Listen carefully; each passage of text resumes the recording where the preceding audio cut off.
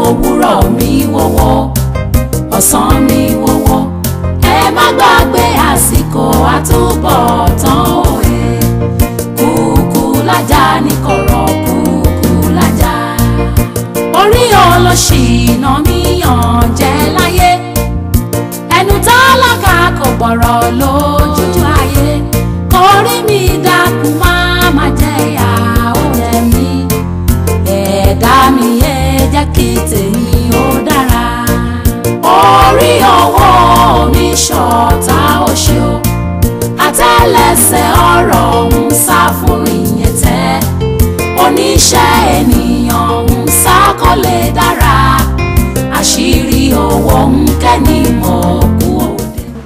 tí chẹ́kì yẹn bá bọ́ sí máa jẹ́wọ́ orúkọ ara mi fún àwọn alágbòrò èmi ni mo sọ bẹ́ẹ̀ 3.5 million. ó tiẹ̀ fara ìbalẹ̀ ó ti gbàgbé pé ọ́fíìsì kan ló wà ní. kí ló dé tó tiẹ̀ ní sùúrù kó jẹ́ kí contract bọ́ síná òun pariwo bó ṣe máa náwó bó ṣe máa ṣe lò mọ́ má sọ̀rọ̀ ẹ di àkèrè tán náà máa jọba lọ́la tó bẹ̀rẹ̀ sí ní ijó tó ń yọ àṣẹ̀yìnwá àṣẹ̀yìnbọ̀ àkèrè padà kan nìkan ni o kò rọ́bà jẹ́. má fi mi wá kiri má dẹ̀ fi mi wé kọ̀ǹkọ̀ mo mọ nǹkan tí mò ń sọ tí iṣẹ́ yẹn bá sórí iṣẹ́ ilé yìí ti bọ́ sí i a kàn tọ́ra wa ní kódà ìwọ rò pé owó yẹn ò tí ì bọ́ sí mi lọ́wọ́ owó yẹn ni mò ń wò lọ́wọ́ mi máa wá fi ọpọlọ ná owó yẹn. báwo lè ṣe fẹ́ nà tí ẹ ṣàlàyé fún mi. thank you sórí 3.5 million màá kọ́kọ́ wo 0.5 orí ẹ̀ yẹn which is 500,000 naira màá kọ́kọ́ fi yẹn di ojú iṣẹ́ gangan tó ń gbé fún mi màá ná 500,000 yẹn láì wojú ẹ̀ màá ná sórí iṣẹ́ yẹn a kù 3 million màá wá ná yẹn màá fi yẹn ṣe àjẹmọ́nú. ara tó máa ń sọ fún ẹ̀yìn Fọlábí kọ̀ǹtráktọ̀ àgbà ni ẹ má sọ̀rọ̀ ẹ di kọ̀ǹtráktọ̀ kéékèèké nígbà tán bá fún ẹ ní contract worth of 3.5 million naira tó wá mú 500,000 tó fi execute 3 million tó báǹkì ẹ̀sà àkáǹtì ẹ̀ I mean kí ló ń try láti máa ṣe irú encouragement wo ló ń fáwọn contractors tó kúrè. o lè tó bẹ́ẹ̀ wo ló lè. o lè ní ẹ wọ́n bí i ṣùgbọ́n gbogbo ẹ̀yìn. ẹ kú jókòó Mr. Fọlábí and Mr. Adéròǹgbé. the manager. ẹ kú jókòó. the manager. ẹ má bínú o mo sáré ṣe àwọn running around kan ni so gbogbo dọ́kúmẹ́ǹtì yín à ń ṣe processing lọ́tún lọ́sì so a ti gbé dé iwájú ọ̀gá so kọ́kàkọ́ buwọ́lù ni so tẹ́ bá lè ṣe sùúrù títí wákàtí kan ọ̀gá dé. ìyẹn ò pẹ́ kí ni egun wa ń ṣe tí ó fàárọ̀ jù á dúró. máa tẹ̀lé lọ́nà tó ibi tí ẹ ti ń pè mí ìjọba ní rẹ́sítọ́rántì yẹn wà lẹ́yìn. máa béèrè ẹ mọ mọ bẹ ẹ má dá lóhùn ẹ jẹ́ ká bọ́ sí rẹ́sítọ́rántì àjẹun tọ́gà bá dé ẹ̀sọ́ mọ́ ẹ bá wà nítòsí. the manager. àwọn ọmọ ọjà rẹ. ok ó ṣàlàyé fún mi. hello. mo fẹ́ bí ẹni ìjọ wo ló ti dọ́dọ̀ àwọn ará gbígbé. àwọn lọ ṣe àwọn Yetmont. Yetmont o ṣe company tí a ti fẹ́ gbaṣẹ́ yẹn èmi ò máa dọ́dọ̀ ọmọ àwọn tó yẹ pé ẹni tó máa waste àkókò ẹ̀ ni wọ́n wá nígbà tí ti dààmú títí tán tí wọ́n pè mí pé tó bá yá àwọn adẹ́ kàn sí mi mo ti rọra jókòó mi tó bá nídìí iṣẹ́ máa kàn sí mi. ọ̀rẹ́ mi àti ìrọ̀kọ́ mẹ́sẹ̀ kò léwu mo fẹ́ kó gbéra kó máa gbàbẹ̀ lọ báyìí bí mo ṣe ń bá ẹ sọ̀rọ̀. kí ló rí. bó ṣe ń sọ̀rọ̀ ni ṣàdédé ni mo wà nínú ilé mi nírọ̀lẹ́ ìjẹta tí fóònù mi ríǹgì gan-an nígbà tí màá gbé ó di Yetmont mánéjà àwọn fúnra ẹ̀ sales manager ló pè mí ó ní wọ́n ní ọ̀gá ní kí n yọjú sáwọn láàárọ̀ ọjọ́ kejì lọ́rọ̀ kan mo débẹ̀ lánàá nígbà tí màá débẹ̀ báyìí chẹ́ẹ̀kì mi ni wọ́n gbélé mi lọ́wọ́ 3.5 million naira wọ́n fún mi báyìí tí wọn ò yọ kankan kúrò ní ìtàn rírú ẹ̀rí then wọ́n fún wọn Mrs. Agbájé ṣébòmọ́ wọ́n fún Mr. Aládélé Mbóyè mẹ́tẹ̀ẹ̀ta tó fún ni mo wá béèrè pé ok chẹ́ẹ̀kì ti ọ̀rẹ́ mi Àfọlábí ńkọ́ para ni má nìyẹn hàn mi ó ní rárá òkè tí ẹ má bá wọn sọ wá Àfọlábí o àwọn òfẹ́ ní nǹkan kan ṣe pẹ̀lú ẹ̀mọ́ ọ̀gá yìí ń jà ní ó ní kí n má bí wọn mo wá wò pé mi ò gbọ́dọ̀ dá ẹ kórí ọ̀rẹ́ má bàa dá mi ìwọ ló fún mi ní information pé wọ́n fẹ́ kó àwọn contracts kan jáde so ìwọ tó wá mú mi débẹ̀ wọ́n ṣe láti fún mi tí wọ́n ní fún wọ ìyẹn ló jẹ́ kí n wá báyọ̀. o ti gba chẹ́ẹ̀kì tọ̀dọ̀ ẹ̀ wọ́n fún mi sí Sagbájí wọ́n dẹ̀ tó fún Ládi Lẹ́mbóyè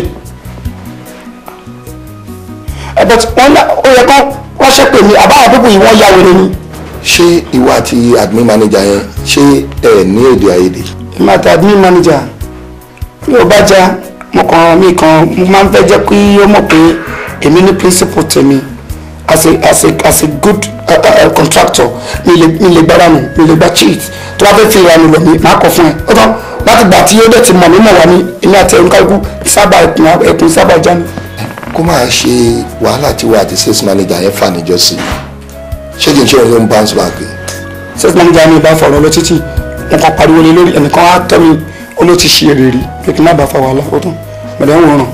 ṣòro ti pé níjọ́ tí a lọ sí complain yẹn last tajoko tọ́gá ẹ̀ náà ń bọ̀ nígbà tẹ̀bí ń pa wá àbọ̀ sí restaurant wọn náà fẹ́ jẹun ara ti máa ń sọ fún ẹ ní ó rántí gbogbo ọ̀rọ̀ tèmi àti ẹ̀ ń sọ níbẹ̀ tó ń sọ pé tí wọ́n bá ti fún ẹ ní contract yẹn o just 500,000 ìwọ́n fi máa execute o 3 million ó máa bank ẹ̀ account ti yẹ ó máa ná mo ní wọn ń ṣayé bẹ́ẹ̀ kó máa ṣe pé staff wọn kan ló kọjá ńgbà yẹn ló fi ti kọ́rọ̀ yẹn.